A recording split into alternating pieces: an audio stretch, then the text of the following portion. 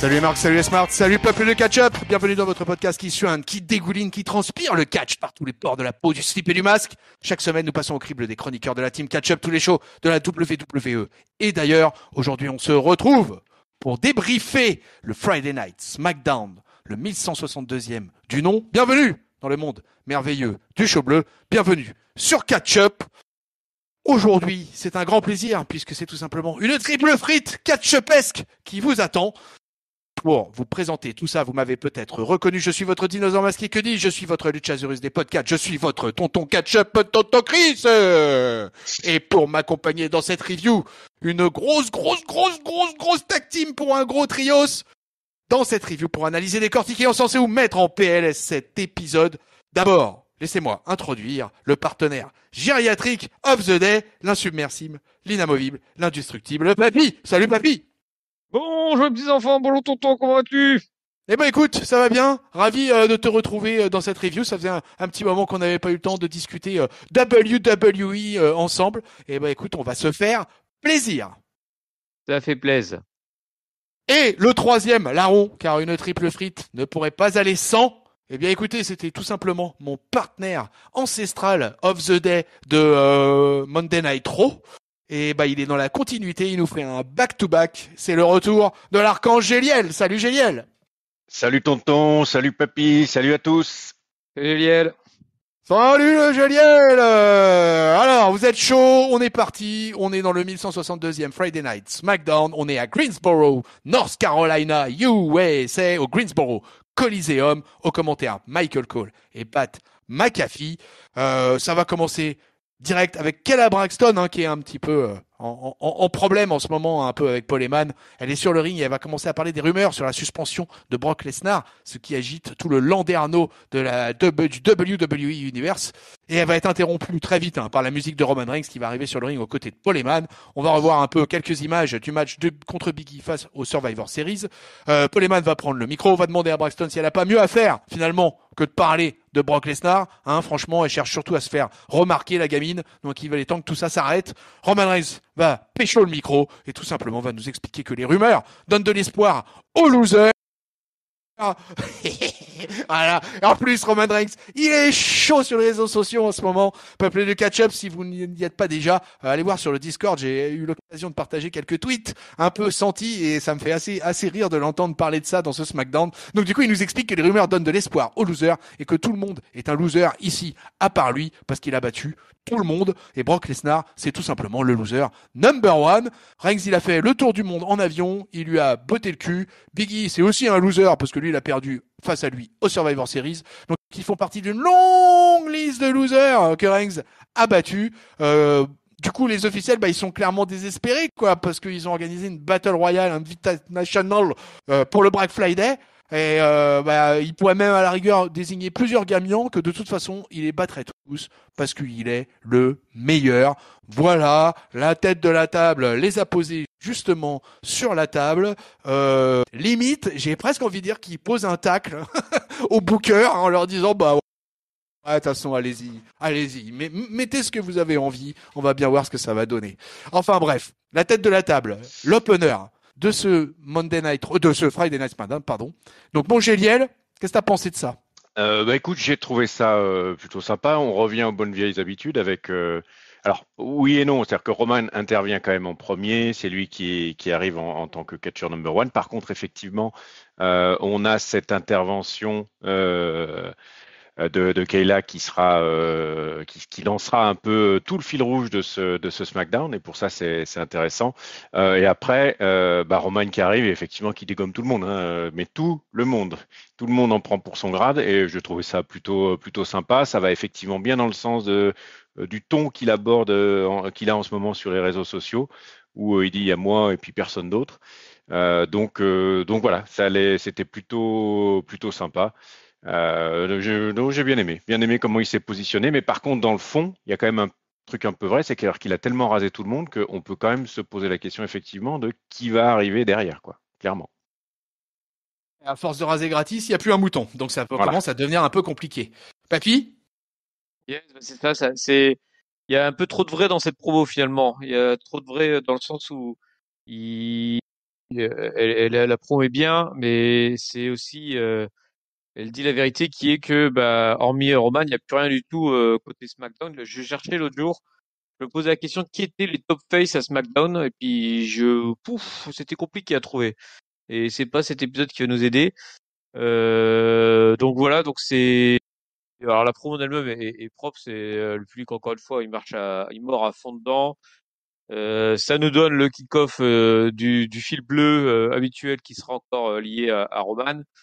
Mais bon, ouais, parfois ça pique un peu de parfois dire un peu trop la vérité. Et là, du coup, bah, c'est vrai qu'on se dit, bah, c'est un peu mon souci avec les SS et puis bah, ces derniers SmackDown, c'est que il y a un peu trop d'archi-domination de Roman, et ça serait bien que quelqu'un arrive un peu à casser un peu ce monopole-là. Et malheureusement, vu que, enfin, on verra ce que ça donne avec Lesnar, mais bon, je reviendrai après parce que en fait, c'est plus par rapport à la Battle Royale, ce que je veux dire. Donc, je garde un peu d'arguments pour plus tard.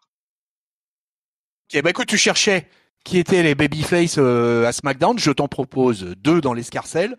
En l'occurrence, puisque ça va se suivre dans un tag team match avec Drew McIntyre et Jeff Hardy qui vont affronter Happy Corbin et Madcap Moss qui ne se suivent, qui ne sortent jamais l'un sans l'autre, bien évidemment. On va avoir un petit match de 8 minutes avec surtout une grosse domination des babyface et surtout pour se rendre compte à quel point Jeff Hardy continue dans son overness total. On va avoir un match très très simple, hein. Ils vont pas se saouler beaucoup avec cette affaire-là. On va presque avoir le minimum syndical, un match où il y aura que des signatures moves. À la fin du match, c'est Drew McIntyre qui va placer son Claymore Kick sur Madcap Moss. Il va faire le tag à Jeff Hardy qui va enchaîner avec la Swanton Bomb, suivi du tombé pour la victoire, gagnant Drew McIntyre et Jeff Hardy. Papy, du coup, les voilà tes babyface. On pourrait dire ça, on pourrait dire ça. Je suis pas totalement convaincu parce que ils sont assez éloignés un peu du main event pour l'instant. Alors, surtout Drew McIntyre, j'ai l'impression qu'il est vraiment très effacé depuis qu'il a SmackDown, mais t'as l'impression qu'il le garde au frais pour plus tard. Donc on verra ce que ça donne.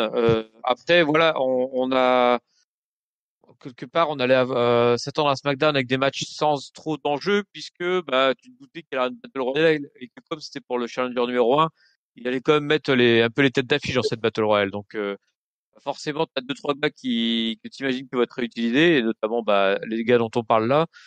Bon, c'était une petite mise en bouche, mais bon, c'était pour occuper le temps, on va dire. Génial. Bah oui, voilà, enfin, il n'y avait pas grand-chose derrière qui était écrit, qui était à raconter ou autre. J'ai trouvé le match en lui-même pas trop mal. Je trouve que Jeff Hardy, je sais pas s'il est blessé, s'il est moins bien, etc. Mais je le trouve quand même. Alors, il est très présent, hein. Il a une pop de fou, je te le confirme, hein. Il y avait des Hardy dans tous les sens. Là, puis peut-être, enfin, on verra après encore. Mais par contre, je le trouve très, très à l'économie. Il a des sauts depuis la deuxième corde ou la troisième qui sont très légers. Alors, à part la Swanton qui finit bien, le reste, je ne sais pas s'il est si en forme que ça. Parce que autant il prend des bumps, voilà, bon, il faut être quand même un certain physique pour les prendre. Autant sur le reste, je le trouve un petit peu léger. Alors, il commence à accuser son âge aussi, hein, donc il n'y a pas de souci. Mais voilà, je trouve que là, ça fait quelques matchs où j'ai trouvé un peu en dessous, quoi. Jeff Mais Hardy, cramé, non, Hardy? Ouais, Ouais, il fait un peu, hein.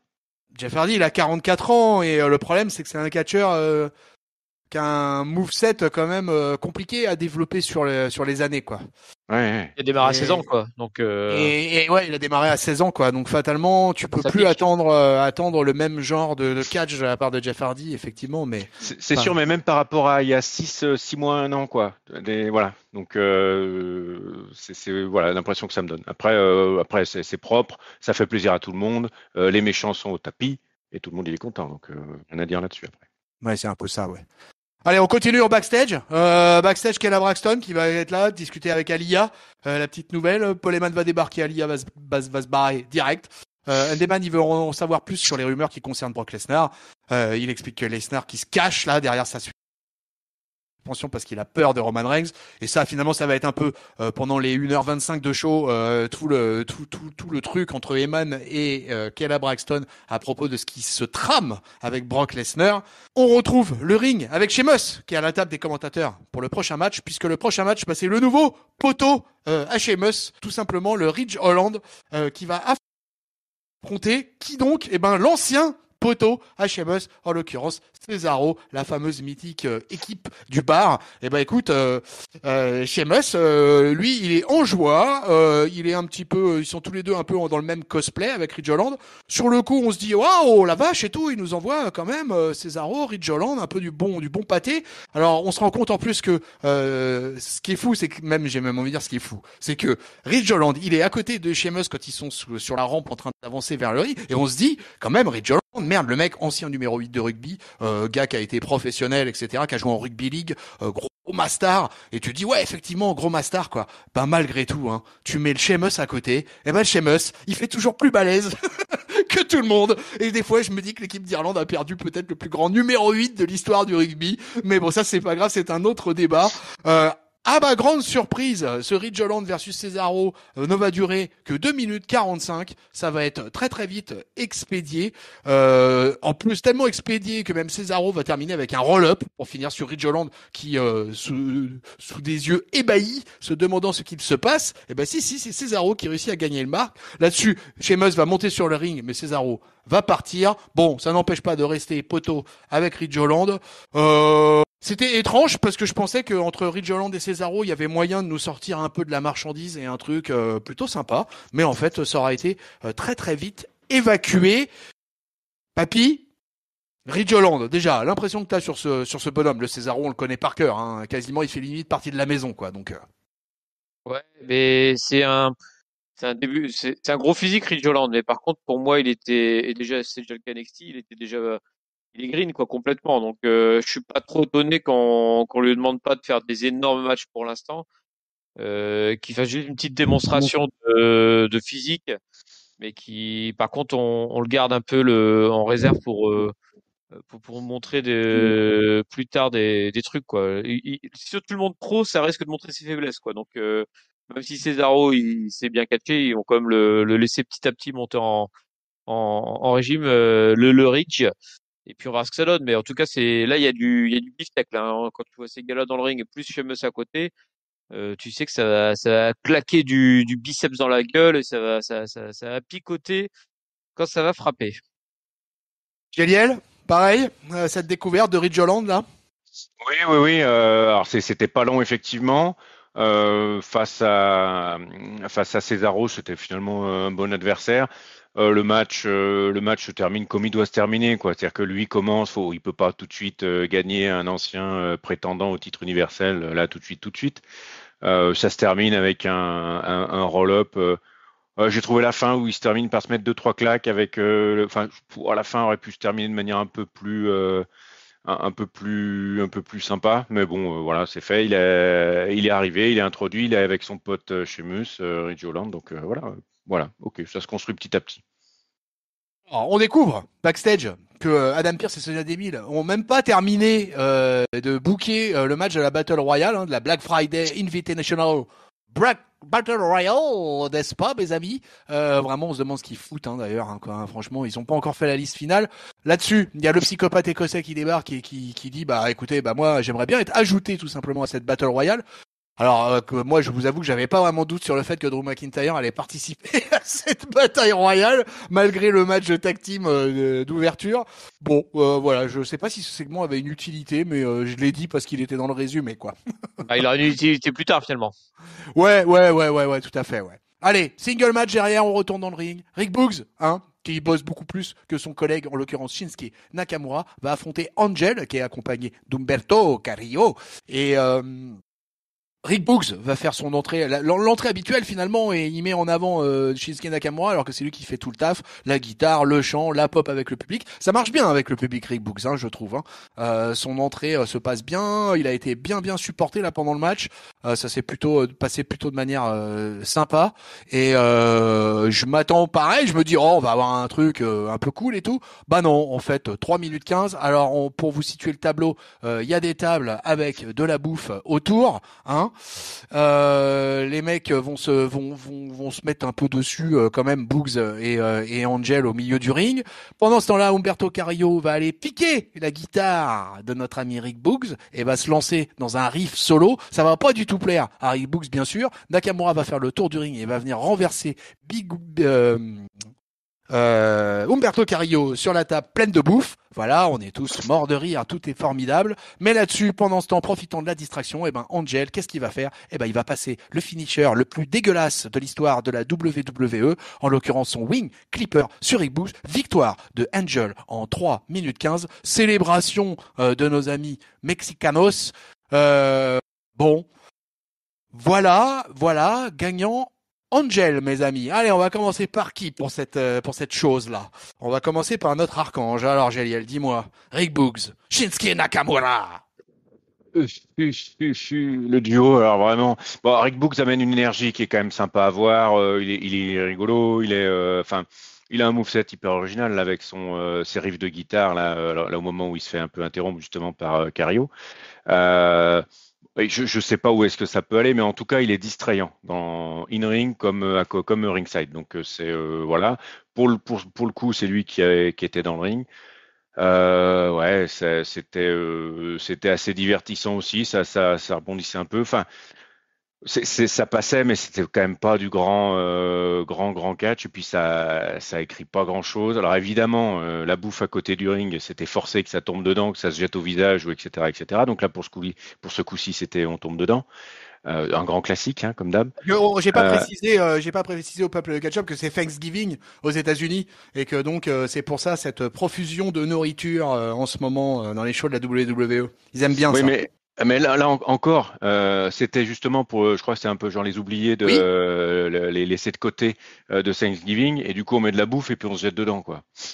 On appréciera comme on Je ne vous voudra. entends plus, messieurs. Ah bon? Bah si. Ah, bah nous, on s'entend en tout cas. Ouais. Allô?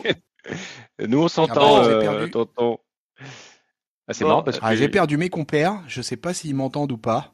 on si t'entend, c'est si. toi qui les entends plus. Euh, Arrête de donc on parler. était toujours sur Rick Boogs et sur Shinsuke Nakamura. J'ai perdu, j'entends, j'ai retrouvé Géliel. Géliel? On est là. Tu nous On te entends? parle depuis tout à l'heure. Je vous entendais pas. Écoutez, excusez-moi, on a eu je sais pas ce qui s'est passé. On a eu un trou d'air. Alors, Change on ton était, sonotone. alors, papy, on était sur Shinsuke Nakamura et Rick Boogs. En plus, t'as coupé Géliel, mais Oui. bah, J'ai fini. Vas-y, papy. c'est fini. Mais bon, ok, bon, de toute façon, on va reprendre. Mais oui, effectivement, c'est l'ambiance Thanksgiving. Je suis d'accord avec toi. Il détourne peut-être un peu le sens de Thanksgiving, mais Thanksgiving de côté WWE, ça a toujours été de la bataille de bouffe. Et je pense que c'est finalement ancré un peu dans la mentalité. Et finalement, moi, ça me choque pas dans le sens où en fait, ça m'intéresse pas, mais je leur en veux pas en fait. Hmm. C'est leur regard à eux, donc manifestement, ça plaît au public. Quand t'as Nakamura qui fait l'espèce de balayette, là, Cario qui se casse la gueule, ça plaît plutôt bien au public. Boogs, effectivement, marche super bien avec le public. Je pense que c'est l'unique raison qui fait que Nakamura est encore champion intercontinental. Parce que s'il n'y a pas Boogs, c'est pas avec ces 3 moves tous les 10 ans qui ferait quelque chose, Nakamura. Voir dans le roster. Voir dans le Pardon. roster, effectivement, c'est pour ça qu'il n'est pas encore Impact, c'est notre ami Shinsuke. Et puis voilà. Par contre, c'est marrant parce que alors j'ai deux choses qui m'ont un peu étonné. D'une part, Garza, ça fait 2 fois que c'est tout le temps lui qui gagne en fait, et je me demande si au lieu d'une tag team qui semblait se dessiner, est-ce que ça serait pas un Garza Challenger au titre intercontinental qui serait pas en train d'apparaître? Et ma deuxième interrogation, c'était peut-être un hasard, mais pour le Wing Clipper dégueulasse, ils l'ont fait dans l'autre sens cette fois-ci. C'est-à-dire qu'au lieu qu'on voit le cul de Boogs tomber au sol, on voyait le dos de Garza et donc du coup la tête de Boogs coincée sous son épaule. Et je trouve que dans ce sens-là, le finisher est moins pourrave que quand tu vois le mec tomber sur son cul. Donc je sais pas si c'est fait exprès ou pas, Mais en tout cas, quitte à garder son finisher, autant qu'il le fasse dans ce sens-là. Ouais, j'ai trouvé ça toujours aussi rincé, quelle que soit la manière. Donc bon, écoute, hein. Ça, de toute façon, je crois que c'est parti pour durer. Donc bon, allez, on continue. Euh, Toujours dans les coulisses, hein, toujours le fil rouge avec Ella Braxton qui cherche à connaître maintenant les participants de la bataille royale puisque c'est toujours pas booké. Donc elle va aller voir Adam Pearce. Qui va lui répondre qu'une fois la liste terminée, il l'affichera devant son bureau. Braxton va passer au cas Brock Lesnar et Pierce va dire que pour lui, il n'y a aucun changement à ce sujet. Et il serait même d'ailleurs choqué si cette suspension a été retirée si tôt.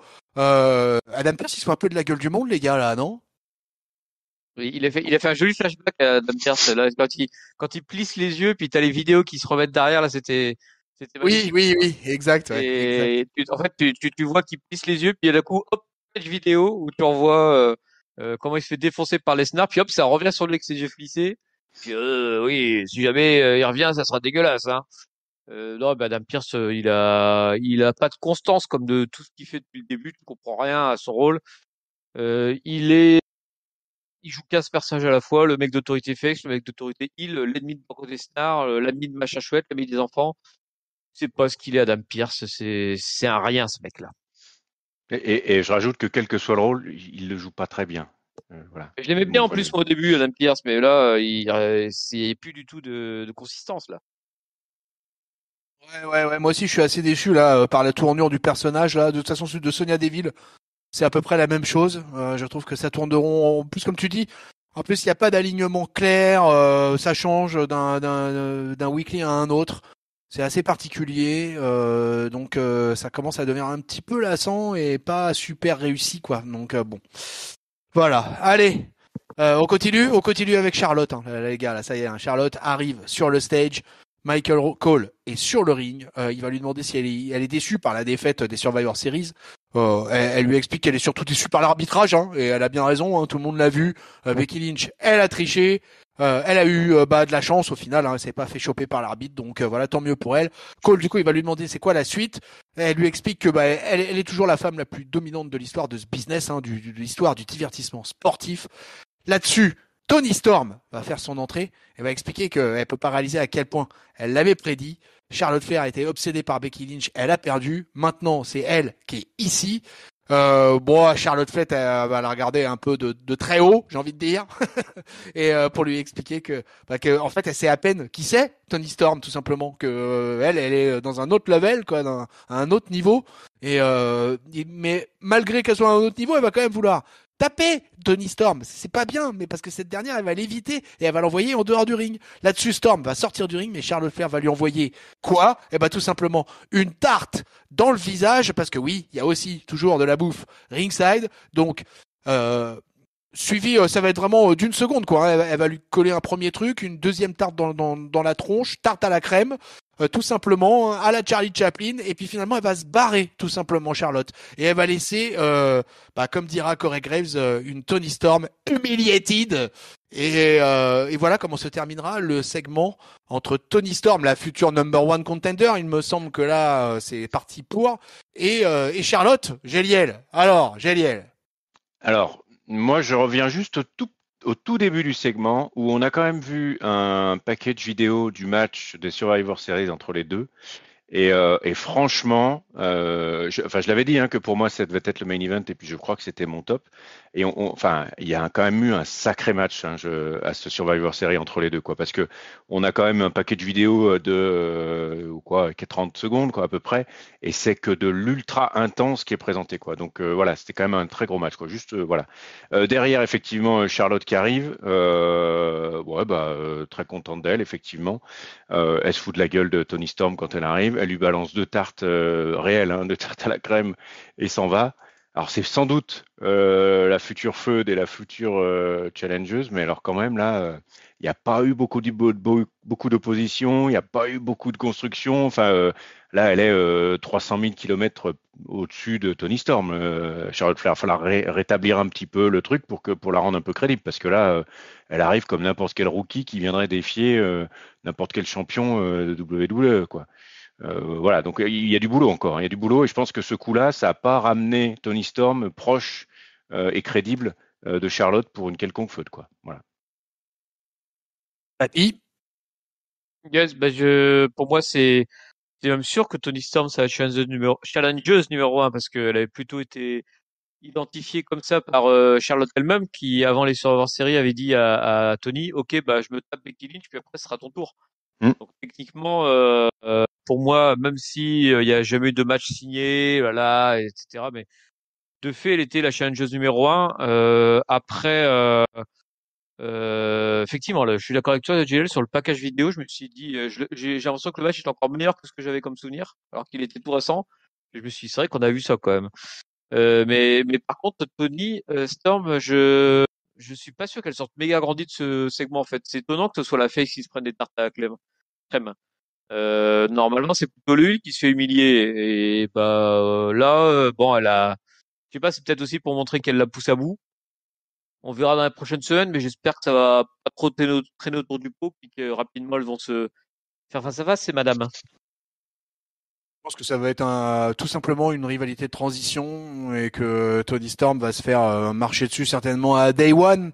Si le title shot a peut-être pas lieu durant courant décembre là dans un des SmackDown, c'est possible aussi. Je suis pas moi je suis pas client, hein. Moi la bouffe et tout ça là, je vous avoue là vraiment. Alors je comprends hein, l'histoire que le public américain, lui, apparemment, il est enchanté, que culturellement c'est comme ça, qu'à la WWE c'est historique. J'aimais pas ça dans les années 80, j'aimais pas ça dans les années 90, et j'ai toujours au 21e siècle continué à ne pas aimer ça.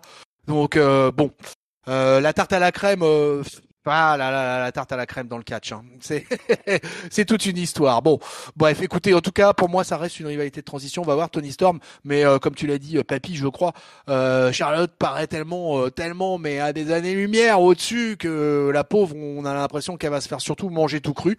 Et bon, on verra la suite. Allez, on va continuer de parler un petit chouille des femmes parce que on aura eu une vidéo un peu plus tôt avec Sasha Banks et qui va rejoindre Sonya Deville, hein, qui va lui expliquer qu'elle l'a mise en capitaine, mais en fait on lui a donné une team de traite, quoi. Et elle a pas tort, la pauvre Sacha, hein, parce qu'on va revoir les images effectivement, ouais. Mais en fait elle se fait pourrir par toutes les nanas de l'équipe, quoi. Et en particulier Shotzi, bien sûr, qui lui en veut encore plus. Donc pour elle, la défaite c'est de la faute de Sonya Deville. Et donc si Banks elle avait pu choisir son équipe, il y aurait eu déjà Naomi à la base, et au moins elles auraient certainement gagné. Alors est-ce que Deville au final elle a peur de Naomi, quoi? Donc Sonya Deville elle lui explique que non, que si elle aime tant Naomi, bah ils ont qu'à faire équipe ensemble contre Natalia et Shayna Baszler. Tiens, allez, tiens, si on bouquait un truc comme ça, quoi. Et puis Sonya Deville elle va aller à la table des commentateurs pour le prochain match. Tag team match, Naomi Sasha Banks vont affronter Natalia et Shayna Baszler. C'est facile le catch quand ça s'enchaîne comme ça dans le monde merveilleux du show bleu. Et on va avoir un match formidable, messieurs. Puisque là, on va pas avoir un match de 2 minutes 45. Non, on va avoir un match tag team féminin de 10 minutes 15. Alors, je sais pas ce qui s'est passé. Je pense que Tyson Kidd a dit, non, mais les gars, là, cette semaine, à ta SmackDown, là, j'aimerais pouvoir booker un match féminin de plus de 1 minute 30. Et là, peut-être que Vince, à ce moment-là, était aux toilettes.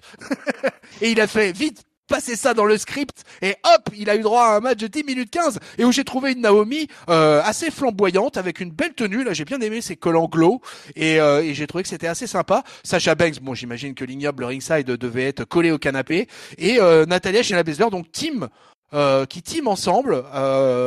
Bon, Natalia, pour moi, jusqu'à preuve du contraire, elle était toujours en équipe avec Tamina, qui a fait quelques apparitions solo dernièrement.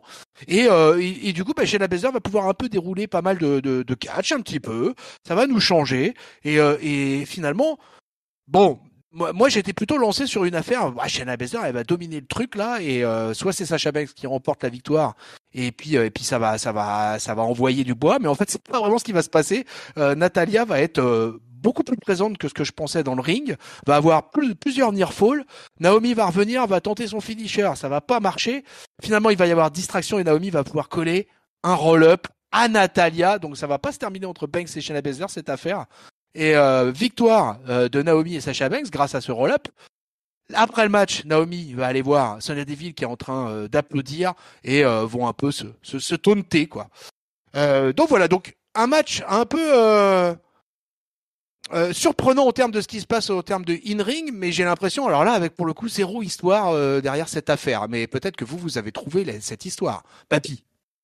Bah, l'histoire qui continue, c'est l'histoire, c'est la Deville contre Naomi, quoi. Oui, ça d'accord, ouais. Ça, ok. C'est le truc qui est en permanence et les faces qui du coup supportent leur copine Et puis du coup en face tu leur allonges des heals.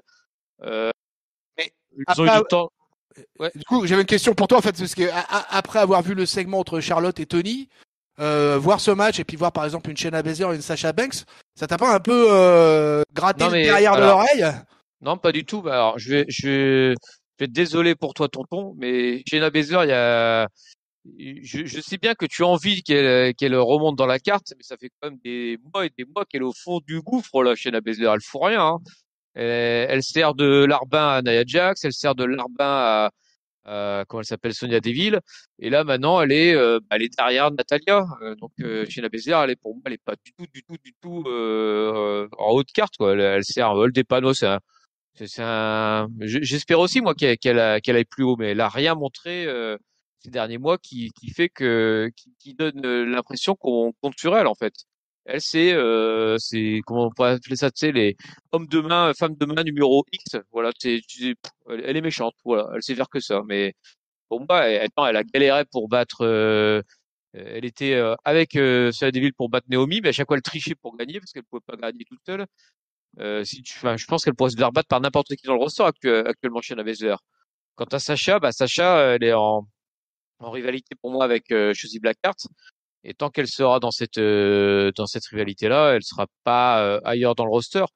Quelque part, c'est pas plus mal parce que ça permet d'avoir des nouvelles têtes et d'équilibrer un peu les rivalités et pas d'avoir que Sacha versus Charlotte parce que si tu misais que sur les filles qui marchent, tu aurais que ces deux filles-là. Mais non, je suis pas du tout étonné, moi. Et au contraire, je suis même content qu'ils donnent du temps d'antenne aux filles pour qu'elles puissent catcher.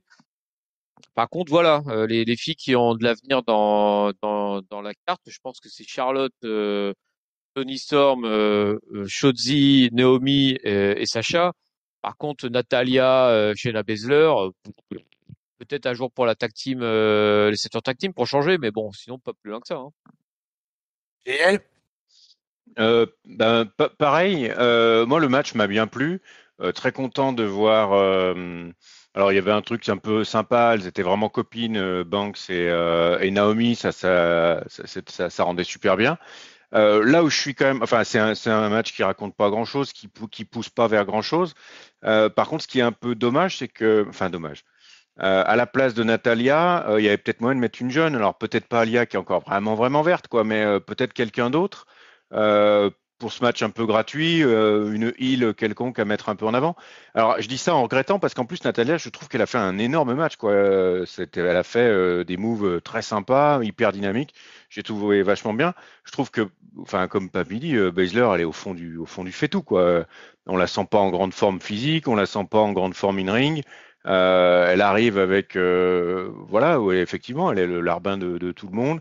Elle gagne difficilement. Enfin, c'était très moyen. Et c'est même pas elle qui. Alors, c'est Natalia qui prend le pin, mais c'est parce que Natalia qui est la plupart du temps dans le ring, et c'est pour ça et qu'elle bataille plus que Shayna Baszler. Donc voilà. Après l'histoire, la fin où les deux, où Naomi va se confronter avec Sonya Deville, on ne sait pas trop ce que ça va donner, mais en tout cas j'ai trouvé le moment très sympa. Il y a eu du bon catch, des super moves. À un moment il y a un move de Naomi là où elle emmène les deux dans les cordes. Baszler et Natalia, et elle revient en arrière pour faire son truc avec les jambes grand écart là par terre. Enfin, c'était vraiment sympa quoi. Vraiment Natalia et Naomi ont été, je trouve, vraiment au top, en très très grande forme. Et je pense que ça a vraiment drivé tout le match pour un moment, bah, comme tu disais, c'est quoi, 10 minutes, hein, c'est ça à peu près? Ouais. Bah, donc voilà. Donc j'ai trouvé ça très sympa, moi. Et c'était intéressant d'avoir effectivement un vrai match sympa de filles au milieu du SmackDown. Shayna Baszler habillée pour l'hiver. Ah ouais, franchement. Excellent. Ah, en tout cas, moi j'ai été surtout surpris par le temps qu'on a donné aux filles pour sortir un tag team match de bonne qualité. Et moi aussi j'ai été assez emballé par tout le moveset proposé et tout ça. Et avec plutôt une chouette alchimie entre les quatre. Et du coup ça a donné un match assez sympa. Et donc voilà, on va voir. Naomi, il a quand même été rappelé au cours du segment quand même qu'elle était former two times champion de Oui. SmackDown. Tu vois, il y a eu quelques rappels pas mal sur le palmarès et les accomplissements de Naomi, donc on sent qu'ils veulent un peu la remonter dans l'affaire, donc c'est plutôt bien. Ça donne de la compétition en tout cas dans la division féminine de SmackDown et je vais pas m'en plaindre. Allez, on continue. On va avoir alors ouais quand même parce que ce segment quand même quoi. on va avoir la fameuse liste. You made the list ou pas? Eh ben, affiché devant donc le bureau, hein, comme au taf, quoi. Alors, en même temps, ils sont au taf, hein. Donc, ils regardent s'ils sont sur la liste des participants de la Battle Royale. Là-dessus, il y a Drew McIntyre qui arrive, tout muscle dehors, et qui vient voir s'il y a son nom. Et Sheamus, tout sourire, qui lui apprend qu'il est pas dedans. Il rigole et il s'en va. Là-dessus, tous les catcheurs partent, parce qu'on part pour notre main event, excusez-moi, peuple de catcheurs, je ne voulais pas préciser, mais ça y est, là, on part pour notre main event, tout le segment du main event. Tous les catcheurs sont déjà sur le ring pour la bataille royale. Qui va faire son entrée, parce qu'il y a toujours quelques catcheurs qui ont droit à leur entrée spécifique. Et il va y avoir Ricky, la belle vie, qui va faire son entrée sous vos applaudissements. Ensuite, qui va arriver? Eh ben, va arriver alors, il y a Sami Zayn aussi, hein, qui a eu droit à son entrée, hein, si je me trompe pas. Hein. Et qui va la musique se déclenche et qui débarque? Drew McIntyre, accompagné de son épée. Et là, Drew McIntyre va tenter d'éventrer tout le roster en direct live à la télévision américaine. Alors moi ça j'ai trouvé ça, voilà, le mec monte sur le ring et commence à balancer des grands coups d'épée là du haut de ses 2,05 m et de ses 125 kilos là. Donc tout, évidemment, vous imaginez bien que tous les participants au match se précipitent ringside pour échapper à la décapitation. Je crois que c'est Adam Pearce, hein, vous me trompez, c'est ça, hein, les gars, hein, Adam Pearce, il dit finalement, non, ça va pas être possible, on peut pas faire ça comme ça. Drew McIntyre va s'agenouiller au milieu du ring, tel Jésus, prêt à recevoir, l'extrême onction, mais non, c'est pas ce qu'il va recevoir, on va tout simplement lui donner un ticket pour le match. Coupure pub! Et on repart. Et alors, pour vous faire un descriptif très rapide de ce match, bah écoutez, ils sont un sacré paquet, mais alors le problème déjà dans ce match, c'est que dans cette Battle Royale, il y a énormément de mecs de la Tag Team Division, quoi. Donc déjà, avec eux, c'est un peu dur de suspendre son incrédulité en se disant, ouais, lui, il va gagner le title shot pour être number one contender à Roman Reigns. Donc ça, c'était un petit peu difficile. Après, par contre, le match va avoir pas mal de rythme. Ça va être plutôt sympa finalement. Ils vont être tous plutôt chauds. On va avoir un truc finalement assez traditionnel, mais qui va tenir la route. Alors, je vais quand même vous donner très très vite le line-up définitif. Sami Zayn, Angel, Cesaro, Drew Gulak, Eric et Ivar, Happy Corbin, Humberto, Jeff Hardy, Jinder Mahal, Mace, Madcap Moss, Mansour, Rick Boogs, Ricochet, Nakamura est pas venu bosser, papy, hein, Ridge Holland, oui. Chunky et Sheamus. Donc on va avoir d'abord un premier écrémage au niveau des Tag Team Division. Ils vont tous disparaître les uns après les autres, hein. Humberto, Angel et compagnie. Tout ça, ça va dégager. Cesaro va partir aussi assez vite. Jinder Mahal et Miles, pareil, dégage. Hop. Madcap Moss va avoir une mésaventure puisque c'est tout simplement son poteau Happy Corbin qui va le dégager du ring. Mansour va aussi faire partie des victimes collatérales. Rick Boogs également. Ridge Holland qui aura fait un petit tour et puis s'en va. Shanky, le grand monstre indien, hein, dont le poteau Virman est annoncé à Raw depuis à peu près 6 ans. Lui aussi va dégager très très vite et on va vite se retrouver avec tout à coup une grosse période de domination de Eric et Ivar qui sont un peu les derniers survivants et qui vont profiter un peu de tout ça, avoir une grosse altercation avec Sheamus. Finalement, Eric et Ivar vont sortir Sami Zayn du ring. Sami Zayn qui va partir faire une sieste à côté des escaliers et qu'on ne va plus revoir pendant à peu près 5 minutes. Ça va continuer pour Eric et Ivar, mais Sheamus, qui est bien décidé à pas s'en laisser compter, hein, va se lancer dans une grosse baston, un gros brawl dont il a l'habitude, même en se faisant choper par les deux behemoths des Vikings là. Et ben il va réussir à s'en sortir et il va continuer à tabasser tout le monde et à tel point que il va sortir les Viking Raiders. Et on se retrouve avec un Fatal 4-Way, Sheamus, Jeff Hardy qui aura passé aussi beaucoup de temps à faire la sieste, Happy Corbin et Jeff Hardy. D'ailleurs, il y a une scène assez marrante puisqu'il y a Ricochet donc dans le Fatal 4-Way également, et il y a une scène marrante où il y a Sheamus et Ricochet qui sont en train de se la donner au milieu du ring avec Ricochet qui saute partout et machin et tout ça. Et dans le ring, t'as Jeff Hardy et Happy Corbin qui sont couchés par terre, tous les deux l'un à côté de l'autre, quoi. et qui sont en train de regarder. Alors évidemment, je sais, il faut un peu, mais moi ça m'a fait rire parce que j'avais l'attention portée là-dessus et je voyais les deux mecs en fait en train de faire la sieste et de regarder ce que faisait Sheamus et Ricochet. Donc c'était assez cocasse et finalement, au bout du bout, bah ça va se passer que Ricochet, bah le pauvre, va se faire dégager parce que là il y a un déficit physique face aux trois autres qui est beaucoup trop compliqué. Il va se prendre d'ailleurs au passage un choc slam backbreaker par le Happy Corbin qui était un peu moins happy sur ce coup-là. Ricochet dégage. On se dit, oulala, Sheamus là, avec la puissance qui dégage depuis le début de l'année, ça va peut-être être chaud. Et ben, que nenni mes amis, puisque Happy Corbin va trouver le moyen de dégager le Great White et on va se retrouver avec un final hardy. Happy Corbin sous une pop stratosphérique du peuple de Greensboro, North Carolina. Là, alors là, en ce moment, Hardy, je sais pas ce qu'il a fait, hein, mais là, ça fait quelques semaines, là, il a le droit à des pop partout où il passe. On a l'impression que je sais pas ce qui se passe avec Jeff Hardy, peuple de catch-up. Expliquez-moi dans les commentaires ce qui se passe avec Jeff Hardy, back to 2009, et finalement. Eh ben, ça va bien se passer pour le babyface qui va réussir après quelques passes d'armes à sortir Happy Corbin. La cloche retentit et je le dis très très nettement parce que c'est très important. La cloche a retenti. Jeff Hardy est nommé vainqueur de la Battle Royale et donc se retrouve number one contender face à Roman Reigns. Mais à ce moment-là, Sami Zayn qui venait de sortir d'une sieste réparatrice revient sur le ring et balance Jeff Hardy qui à ce moment-là était sur le turnbuckle. Donc c'était assez simple, il le balance et Jeff Hardy se retrouve le cul par terre. C'est la faute à Voltaire. Sami Zayn est annoncé vainqueur de la Battle Royale et donc se retrouve propulsé number one contender de la tête de la table.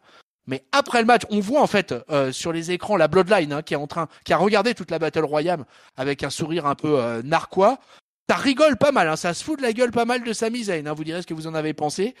Kelly Braxton va s'approcher de Sami Zayn pour faire l'interview d'après-match parce que pendant tout le match, on a Adam Pearce et Kelly Braxton qui sont ringside avec Michael Cole et Pat McAfee. Et Kelly Braxton nous annonce qu'elle a une breaking news.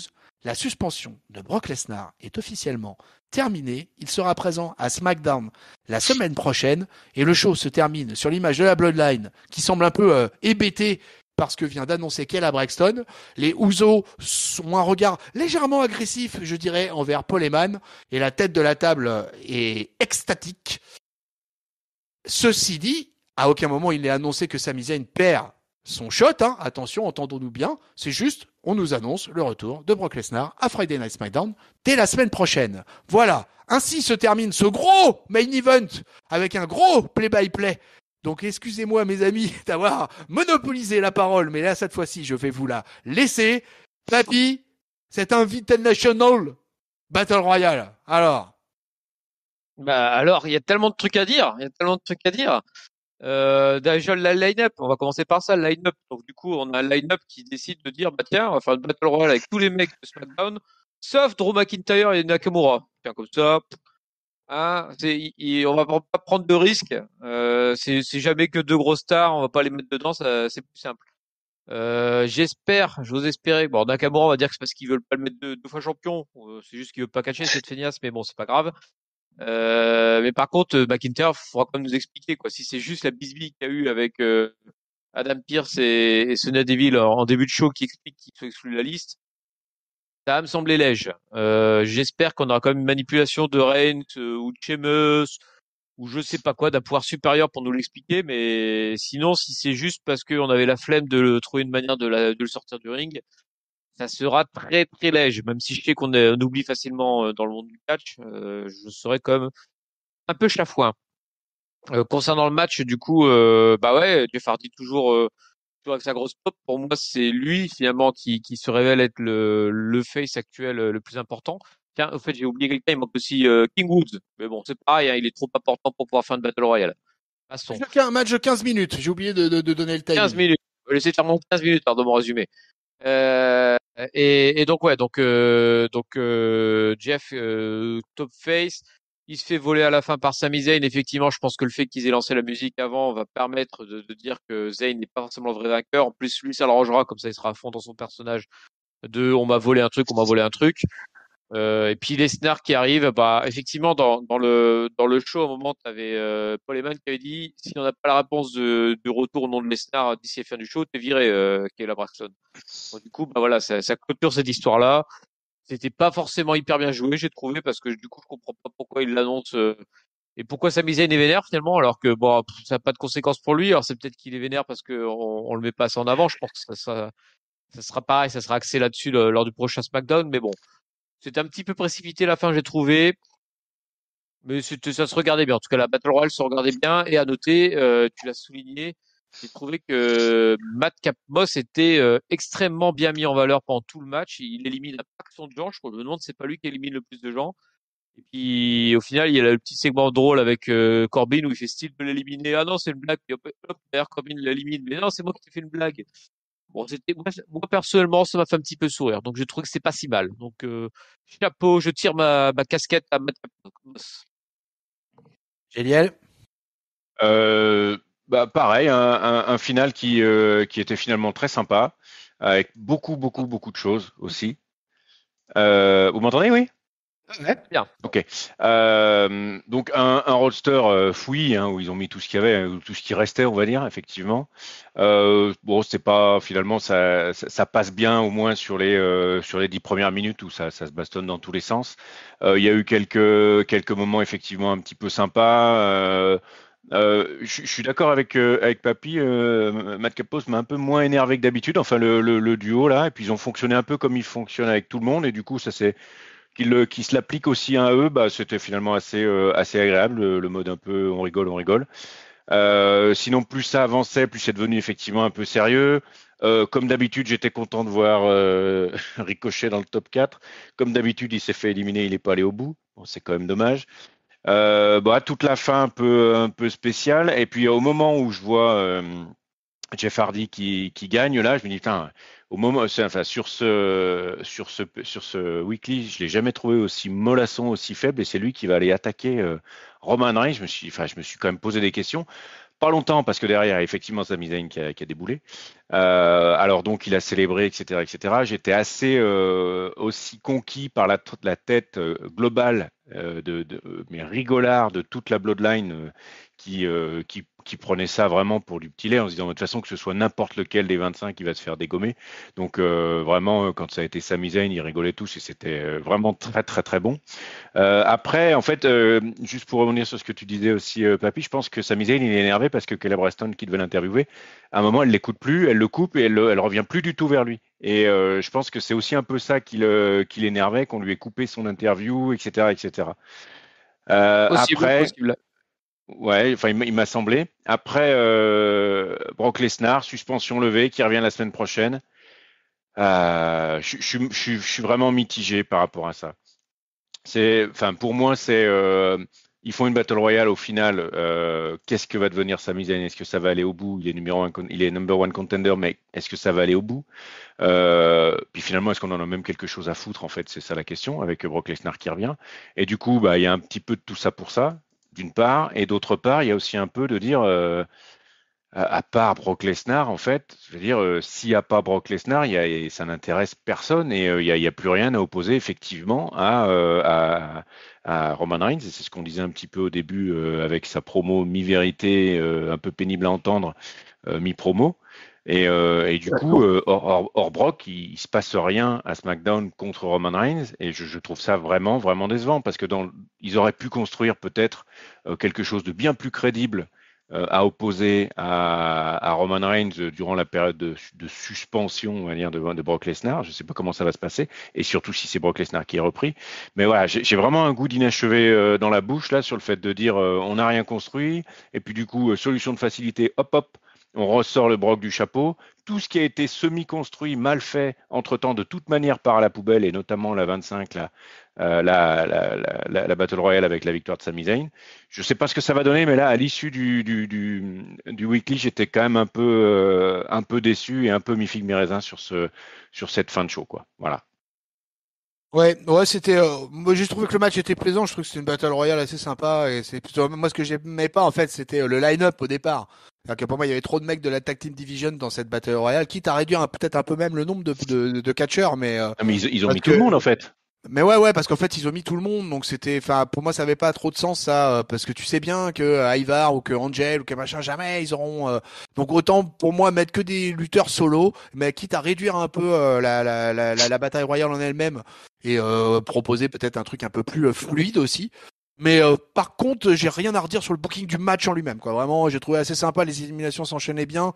Il y a quelques petites interactions au sein même de la bataille royale qui sont plutôt cool. Il y a un Sheamus en ring général. Il y a un Ricochet qui, comme tu l'as dit, Géliel, voilà, comme d'habitude, termine dans le Fatal 4-Way ou dans le dernier trio, quoi que ce soit, mais qui se fait rétamer la gueule finalement. Et puis finalement, ce vainqueur de Sami Zayn, moi, j'étais pas mécontent. J'étais vraiment, j'avoue que là, alors là, j'ai zappé quoi. J'ai zappé le Sami Zayn qui dormait ringside. Donc quand Jeff Hardy, quand il y a eu la cloche, que c'est pour ça que j'ai précisé l'histoire de la cloche, parce que la cloche a sonné, donc pour moi vraiment le match était vraiment terminé en catch, vraiment le cloche sonnait, match terminé quoi. Et quand je revois Sami Zayn redémarrer et faire tomber Jeff Hardy, je me dis mais merde, est-ce que c'est vraiment valable ça? Mais Est-ce que ce point de règlement là, il n'y a pas quelque chose? Surtout la qu'ils cloche font a sonné hein, pour Sami Zayn. et la cloche ressonne pour Sami Zayn, ouais, exactement, ouais. Voilà, donc la cloche ressonne pour Sami Zayn. Donc du coup, je me suis dit bon bah ok, d'accord, ok. Mais bon, voilà, c'est un détail un peu à la con. mais mais sinon, c'était plutôt sympa. Puis par contre, Papy, je te rejoins là sur l'histoire de Drew McIntyre, quoi. Ouais, vraiment là. Mais qu'est-ce qu'ils font avec le bel homme là sur cette histoire là de Battle Royale? Ça sert pas à grand chose en plus quoi. Enfin bon bref, je sais pas où ils veulent. Et puis je termine sur le point Brock Lesnar. Moi je suis plutôt content hein, que Brock Lesnar revienne, très franchement. Je suis d'accord avec toi, Gilles, quand tu dis que ouais le problème c'est est-ce qu'on va vraiment s'y intéresser et puis que est-ce qu'il n'y a pas que lui finalement pour s'opposer à Roman Reigns. Et je trouve que tu as raison. Oui, effectivement, en ce moment, il y a que Brock Lesnar à opposer à Roman Reigns qui puisse être suffisamment crédible pour se dire ah Roman Reigns peut perdre le titre. Moi, ce qui m'étonne finalement dans ce retour de la bête, c'est que c'est presque précoce. On est habitué à ces longues absences, donc du coup, finalement, ça me dérangeait pas plus que ça. Et est-ce qu'ils vont nous booker un truc pour avoir un match à Day One alors que ça aurait été par exemple une belle affiche au Rumble en un contre un là, un Reigns Lesnar. Donc je suis un peu surpris. Euh, Est-ce qu'ils veulent pas donner le titre à Lesnar au Day One pour mettre Roman Reigns dans le Rumble aussi? Je sais pas. Donc je vais y réfléchir à cette affaire. Mais globalement, j'ai trouvé que ce main event tenait plutôt la route, c'était plutôt sympa et terminé comme ça. J'aime bien les matchs comme ça collectifs, à multiples catcheurs, donc c'était plutôt cool. Allez, on va de toute façon lui donner la sanction finale à ce monde merveilleux du show bleu et on va commencer avec l'Archange Liel qui va nous donner son top, son flop et sa note. Alors mon top, il ira clairement à Naomi avec parce que après l'avoir vu parler, après l'avoir vu se faire écrabouiller en 1 vs 2, etc., etc. Et puis bon, on n'a toujours pas compris hein, l'animosité ou ce qui se passe avec Sonya Deville. Néanmoins, elle a eu 10 minutes de catch et on a vu que franchement, elle tenait parfaitement la route et qu'elle était largement au niveau et bien au-dessus même de certaines ridicules qu'on a pu voir. Par ailleurs, donc qu'on lui donne du temps, qu'on lui construise des histoires et qu'éventuellement on la ramène vers la Bloodline, il y aurait des trucs tellement sympas à écrire. Voilà, donc très content. Donc mon top va à Naomi. Mon flop, à quoi je peux le donner? Je sais pas trop. Peut-être au côté à Tony Storm, où je trouve que pour la construction d'une bah tiens, un top flop purement féminin. Pour la construction d'une opposition avec Charlotte, je l'ai trouvé quand même très en dessous quoi. Ça aurait mérité au moins une réponse à la première tarte à la crème de Charlotte. Ça n'a pas été le cas, elle en prend une deuxième. Du coup, voilà, elle est vraiment montrée ridicule sur ce coup-là. Donc j'ai pas été emballé par le segment en plus de la bouffe où je suis jamais ultra fan de ce truc. Voilà. Et puis la note du coup. Elle va pas être élevée parce que avec le final où je me pose pas mal de questions, où je suis un peu déçu de le voir revenir, comme tu dis, peut-être un peu si vite, et puis avec si peu de choses qui ont été construites entre-temps, je vais partir sur un 2,5 et je crois que c'était ma note également au Raw, donc je vais mettre un 2,5 à ce SmackDown, qui était le premier après le Survivor Series. Voilà pour moi. C'est un peu dur, Géliel. Oui. Mais je te comprends, j'y reviendrai dans ma note. D'abord le flop, je vais le donner à Adam Pearce parce que voilà, il m'énerve. Il m'énerve à la limite Sonia Deville, elle est heal 99% du temps, donc voilà, considéré comme heal. Adam Pearce, il est rien, donc ça m'énerve. Il est même pas logique dans ses choix, donc voilà, flop pour sa tronche. Le top, je vais le donnais à la Battle Royale finale, qui était sympa, qui était vraiment divertissante à suivre, et puis qui permet d'avoir un bon finish sur un show. Encore une fois, on en parle souvent, c'est bien d'avoir un main event qui soit plaisant à suivre. Un main event 4 chaises, qu'en plus, que c'est assez rare côté SmackDown. Donc on prend. Et ma note, alors, je comprends ce que tu dis, Géliel, parce que ça ronronne toujours, hein, SmackDown. Et en fait, moi, ce qui m'embête vraiment, c'est que t'as Roman Reigns et ses histoires, et puis t'as le reste qui est mignon, sympa, mais qui vole jamais plus haut que la low-card, quoi. Et c'est vraiment dommage, quoi. Ils arrivent pas à construire d'autres histoires. Notamment, là, on voit avec Drew qui est totalement squeezé de l'épisode du coup parce qu'on sait pas quoi en foutre. Et c'est un peu tout pareil. Alors, moi, il y a des trucs sympas l'épisode lui-même me plaît parce que, tu vois, on a parlé des filles, c'était plaisant. Corbin et Madcap, c'était plaisant. Jeff Hardy, c'est plaisant. Mais en même temps, tu te dis, c'est dans l'histoire globale, tu vois que le jour où Roman Reigns va croiser Brock Lesnar. Du coup, si tu fais un autre challenger à Roman Reigns, t'y crois pas, parce que tu te dis, non, de toute façon, ça sera Brock Lesnar qui va l'affronter. Alors, à moins qu'un jour, ils nous surprennent en faisant perdre la ceinture par Roman et que, du coup, ils se battent l'un contre l'autre sans ceinture, mais j'y crois absolument pas pour l'instant. Et donc, voilà. Donc, du coup, je donne une bonne note quand même, parce que je donnais un 3 parce que moi, l'épisode en lui-même, il est plaisant. Parce que, voilà, il suit de bout en bout sans décrocher. Par contre, je trouve qu'ils prennent énormément de risques avec cette tactique-là parce que dès que t'as pas Roman, on l'a déjà eu, t'as un SmackDown qui est totalement creux. En pay-per-view, du coup, bah, t'as tellement que Roman que bah c'est pareil, tu tombes vite dans la platitude tout autour. Et voilà, donc j'encourage vivement la WWE de tenter d'autres trucs parce que si demain ils se blessent ou ils retombent malades ou je sais pas quoi, bah ils seront pas dans la merde d'avoir construit que autour de Roman. Et si je peux juste compléter l'avis de Papy, enfin sur ce que je disais, mais c'est que aussi il y a quand même un truc qui s'appelle l'Intercontinental Championship, la Oh, ceinture, et ils ne construisent rien autour. C'est aussi pour ça qu'il n'y a plus que ça, parce qu'ils ne construisent rien autour de. Alors qu'il y a rien à construire autour de Shinsuke Nakamura, ça c'est une chose, mais autour de la ceinture en elle-même, ils construisent rien. Donc forcément, il reste plus que Roman Reigns. Voilà. Géliel qui vient de me piquer mon flop en direct live. Merde. Oh Ouh, merde, salopard. merde. On efface. On le coupera au montage. Formidable. Formidable. C'est formidable. Bon, écoutez, moi, je vais être pile au milieu. Hein. Moi, je vais mettre un 2,75. Et il faut que ça sorte les doigts, hein, parce que SmackDown, là, ça fait plusieurs semaines de suite que j'oscille entre 2,5 et 2,75. Et là, j'avoue que je mets 275 en raison de mon top, qui va être tout simplement le main event avec la Battle Royale, que moi, voilà, c'est le genre de truc dans lequel je suis totalement client. Donc, je suis comme un enfant quand je regarde ce genre de match. Donc j'avoue que là-dessus je suis hyper indulgent et même s'il y a des trucs dans le booking ou dans le line-up qui me plaisent pas des masses, c'est pas grave et j'aime bien terminer voilà en particulier un SmackDown comme ça quoi qui est quand même le A-Show of the World et donc du coup c'était plutôt cool et c'est ça qui me fait monter la note à 2,75. Donc mon top, vous l'avez bien compris, c'est la Battle Royale, c'est le main event et mon flop c'était donc tout le traitement qui était réservé à l'Intercontinental et au fait de la catastrophe de l'un des plus mauvais règne de champion intercontinental qu'on ait eu depuis des années là, parce que là vraiment même si le titre intercontinental est pas super bien traité hein, depuis des années, hein, j'en suis bien conscient. Hein. Mais là franchement, ça a pris une proportion. C'est-à-dire que moi quand je vois Reebok et Nakamura arriver, je pense Tag Team Division quoi. À aucun moment j'en suis arrivé presque à un point où des fois je me fais c'est vrai Nakamura il est champion intercontinental. Oh et là quand je réalise ça je me dis oh non mais c'est pas possible de devoir penser ça. Donc non, c'est une catastrophe. C'est vraiment un traitement indigne pour le titre de champion intercontinental. Ouais, je partage parfois des tweets d'un compte qui s'appelle les 80s Wrestling. Là, on montrait Mr. Perfect en champion intercontinental. Bah mes amis, ça avait quand même une autre gueule, hein, le papa de McGilly quand même. Hein.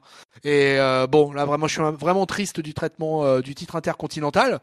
Donc, écoutez, voilà les amis, ainsi s'achève cette review de Friday Night SmackDown pour vous donner juste 2-3 petites infos hors catch, hors catch WWE, pardon. Il y a quand même eu un gros événement qui s'est passé, c'est-à-dire que cette semaine, il y a la Ring of Honor qui a mis donc la clé sous la porte et qui a fait qu'il y a eu un espèce d'apport massif de catcheurs et de catcheuses qui débarquent sur un peu toutes les fédérations. Alors pour l'instant, la WWE, on s'en est pas encore trop rendu compte, mais ça viendra peut-être un petit peu après. Mais en attendant, dans l'indie, ça se secoue. Il s'est passé un événement, c'était que Kenny Omega est donc blessé suite à Full Gear et va être opéré et va donc du coup rendre son titre de méga campeones, c'est-à-dire le titre de champion du monde de la Triple A, la ligue mexicaine. Et donc du coup, la Triple A a décidé tout simplement pour son prochain pay-per-view d'organiser un match avec quatre catcheurs, et des catcheurs, messieurs, que vous connaissez. Peut-être pas les 4, mais en tout cas, je pense qu'il y en a au moins 2, il n'y a pas de problème. Donc le premier, c'est Hiro del Vikingo, qui va affronter Jay Lethal, qui a été un ancien champion de la Ring of Honor, Bobby Fish et Samurai Del Sol qui n'est autre que l'ancien Kalisto à la WWE. Et excusez-moi, j'ai oublié le cinquième, puisque c'est pas un Fatal 4-Way en fait, c'est un 5 4-Way. Et le cinquième, c'est tout simplement Bandido, qui était le champion en titre de la Raw avant qu'elle ne ferme ses portes. Ça vous dit quelque chose, les gars, ça vous parle un peu? Jay Lethal, oui, parce que c'est un ancien Latiné aussi de mémoire. Donc, Ouais. je me souviens de ce personnage-là. C'est un peu dommage toujours quand une ceinture et n'est pas défendue et qu'elle est remise en jeu suite à un forfait. Mais bon, c'est aussi le souci d'avoir laissé que la AAA ait laissé sa ceinture à un mec qui soit pas du roster et puis qui du coup catch ailleurs et s'est blessé ailleurs. C'est un peu dommage, quoi. Ouais. Ouais, bah du coup, ouais, c'est cet apport de catcheur là qui arrive. Alors Bandido est un catcheur que j'adore. Donc, moi j'espérais le voir arriver à la WWE. Je le sens plutôt du côté de la All Elite Wrestling à terme là. Mais c'est un des catcheurs mexicains que je préfère de ces dernières années, quoi. C'est vraiment Bandido, c'est vraiment un catcheur extraordinaire. Il était champion de la Raw, donc vraiment pas de chance pour lui, quoi. Mais du coup, je pense que ça va être un free agent largement demandé. Bobby Fish, qui se retrouve un peu là aussi, on ne sait trop comment. Alors, il y a des accointances entre la AAA et la All Elite Wrestling, donc ceci explique cela. Mais du coup, voilà, donc on aura un fatal five-way pour le titre de la AAA, laissé vacant par Kenny Omega. Voilà. Écoutez, c'était les interventions un peu de la semaine. Je crois il s'est passé pas mal de choses. Je sais pas, est-ce que vous avez vu NXT, les gars, par exemple? Tiens, j'allais t'en parler d'NXT. J'ai pas vu. Vas-y, parle-en. J'ai pas vu NXT. Par contre, j'ai vu le line-up de Wargame là, qui est je crois dans pas ce week-end-ci, mais le week-end suivant, et qui du coup m'a fortement intéressé et je me dis qu'il va peut-être me faire re-regarder au moins ce takeover Wargame parce qu'ils ont fait un truc sympa enfin moi en tout cas, je trouve sympa, c'est qu'ils ont fait une équipe ancien contre nouveau dans le Wargame côté garçon. Alors j'ai plus les noms en tête côté les anciens, c'est facile, c'est Ciampa, Gargano, Pete Dunne et du coup le quatrième c'est comment il s'appelle, LA Knight. Donc les expérimentés et puis face à eux 4 jeunes. Alors j'ai plus du tout les 4 jeunes. Il y a l'espèce de mafieux, il y a le mec qui a affronté le fils de Steiner, il y a le champion nord-américain là, pareil. Alors, j'ai plus les noms du tout. Carmelo, Aucun, ouais. là. Et il y a le quatrième. C'est qui le quatrième? C'est je sais plus. C'est qui le quatrième? C'est un jeune aussi. J'ai le line-up, donc la team old school contre la team new school en fait. Alors la new school, donc, c'est qui new school? La team old school, c'est Tommaso Ciampa, Johnny Gargano, Pete Dunne et LA Knight, et la team new school, c'est Braun Breaker, Carmelo Hayes, Tony D'Angelo et Grayson Waller.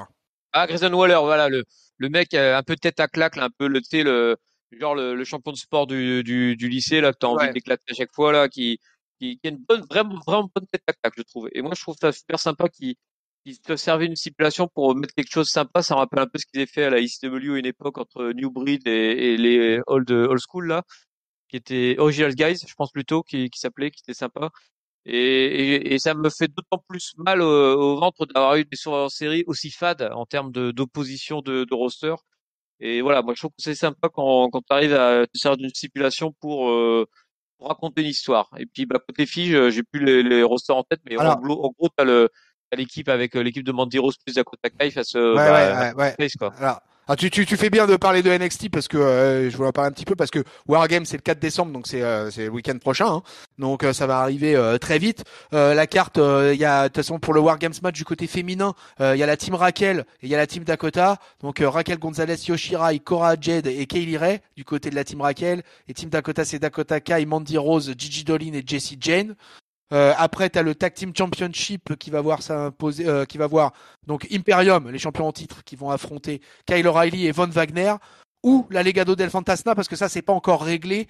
Ça va se régler mardi soir. Il va y avoir un match entre ces deux contenders pour affronter Imperium, ou ça sera peut-être transformé en triple menace, qui sait.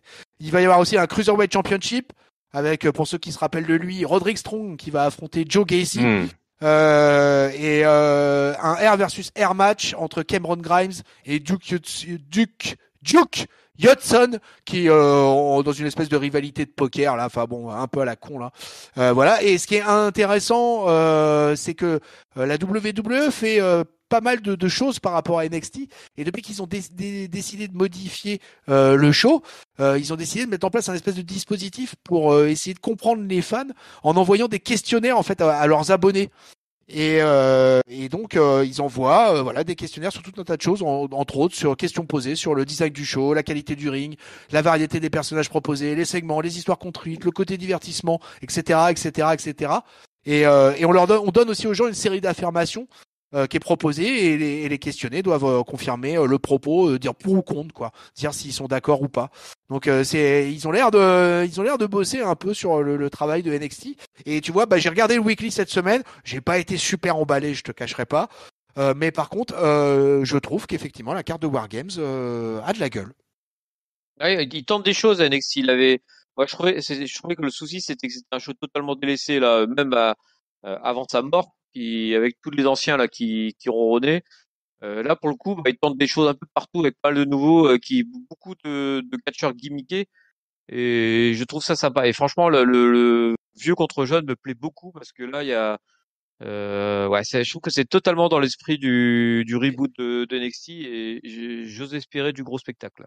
Je suis d'accord que ça c'est une bonne idée. Je trouve que là voilà un bon truc en plus comme ça sur la fin d'année alors que le show a été changé il y a quelques semaines maintenant, quelques mois, enfin depuis début septembre. Donc du coup c'est plutôt une bonne idée. Ouais, cette carte de Wargames va être pas mal. On aura l'occasion, mon papy, d'en reparler sur Catch Up puisque je pense que vraisemblablement il y aura une review de ce Wargames 2021 et c'est pour ça assez facile pour nous retrouver toutes les reviews qui sont faites par l'équipe de Catch Up. Rejoignez-nous sur la communauté Catch-Up sur Discord. Tous les liens sont dans la description de la vidéo YouTube. Laissez-nous des commentaires, laissez-nous des likes. Venez nous dire ce que vous avez pensé de ce SmackDown et ce que vous pensez peut-être de cette carte de Wargames. Pour ne rien manquer, abonnez-vous. Pour ne manquer aucun épisode sur toutes les bonnes plateformes de podcast, Apple Podcast, Podcast, Spotify, Deezer, Google Podcast, les réseaux sociaux Twitter, Facebook, Instagram. Je vais donc pouvoir remercier les amis de la Triple Frite. Messieurs, merci beaucoup de m'avoir accompagné dans ce Friday Night SmackDown. Merci à toi, Géliel. Merci Tonton pour ce résumé toujours au top. Et merci également à Papy pour les échanges. Merci à toi, mon papy. Toujours insubmersible, toujours inamovible.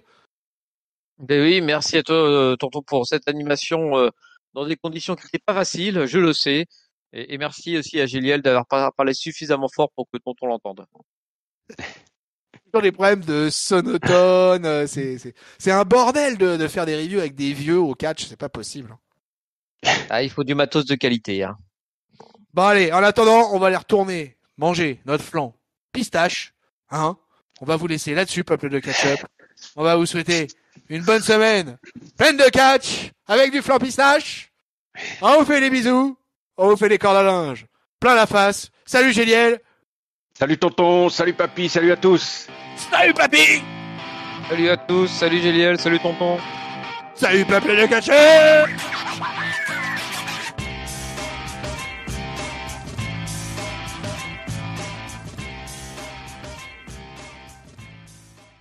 Alors, on n'est pas limite dans le harcèlement balance ton porc avec Paul Heyman et Kayla Braxton là? la limite est fine. Hein. Elle est fine, pas comme Paul d'ailleurs. Il est très très collé, hein. Très très collé.